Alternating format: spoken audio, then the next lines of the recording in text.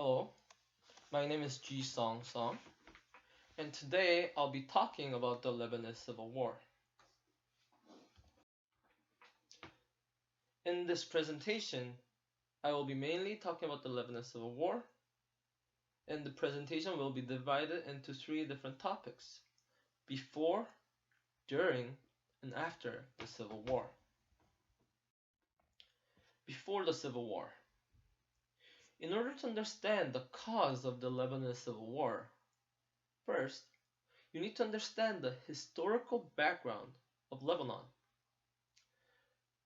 During the World War I, France took control over the Lebanon and transformed Lebanon into safe haven for Maronite Christians. However, interestingly, it proceeded some actions that invited large Muslims into the country, which is very strange since Lebanon was a safe haven for Maronite Christians. Large Muslims were displaced into Lebanon.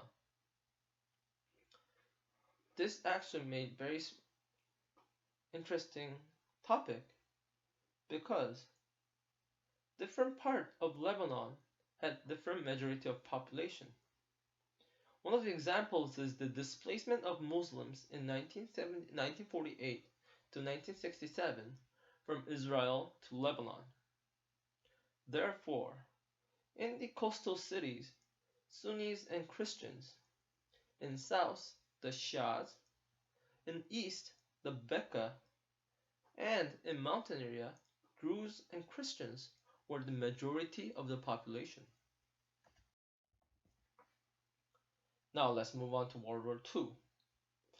In the end of the World War II, Lebanon was able to declare its independence. However, the French debris remained. The power was taken over by the Maronites, despite the fact that the largest population in Lebanon were Muslims. And the Cold War I lighted the fuse. Camille Chamoun, the president of Lebanon during the time, showed favoritism and supported the Westerns. However, the problem was that leftist pan-Arab in Lebanon sided with the Soviet Union. Therefore, in one country they had two different ideologies and two different supporting groups. So, now let's move on to during the Civil War. The Civil War began from the assassination of former mayor Marof Saad, which we can say that this event was the catalyst of the Lebanese Civil War. The Palestine Liberation Organization (PLO) and Saad competed against for the influence within the southern area. During one of the protests that Saddam participated, he was shot and killed by a Lebanese sniper. This event eventually led to the beginning of the Civil War, the attack on Palestinian bus. Now, the Lebanese Civil War can be divided into four different phases. The first phase, from 1975 to 1977. Second phase, from 1977 to 1982. The third phase, 1982 to 1983.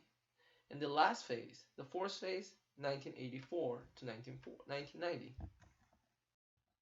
So, in the first phase, from 1975 to 1977, minor conflicts continued. However, the minor continued until the Syrian intervened.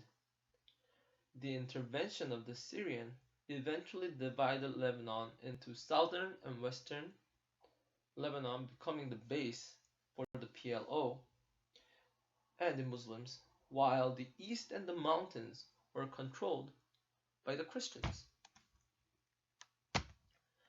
And in the second phase, the PLO actually attacked into Israel, which resulted Israel to participate in the war.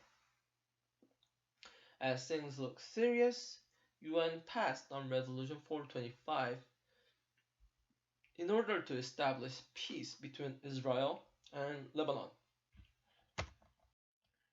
In the third phase, the conflict between Israel and Lebanon got much more serious as PLO tried to assassinate Israel ambassador Shlomo Argov.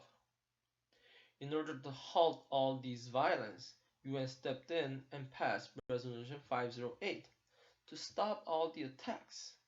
However, the Resolution 508 did not function as they expected. Therefore, the UN actually sent multinational troops and stepped in to pursue ceasefire between these conflicts. In the last phase, different attempts continued to cease fire, such as the Resolution 508 or the multinational troops stepping in to the Civil War, and eventually this led to Tarif Agreement, which led to the end of the Civil War. Now let's look at the after the Civil War. As I explained, the war lasted for 15 years, from 1975 to 1990. In 1991, the amnesty law was passed, and the only remaining military force were the Lebanese armed forces. Although there were some instances of violation, Syria took over the power and started to stabilize the country. The Syria rule was disadvantageous to the original power, Maronite population. Maronite population were exiled, assassinated, or jailed. However, the Syria power did not last long. The Syrian military force eventually exiled from the country after the assassination of Rafik Hariri, which was the Prime Minister of Lebanon from 1992 to 1998. According to the statistics, 150,000 men were killed and 100,000 were injured, and 900,000 people were displaced from their original war. The Civil War eventually became a very sad story to the Lebanese, and the effect still continues on today. Thank you for listening to my presentation, and this is the end of my presentation. Thank you very much.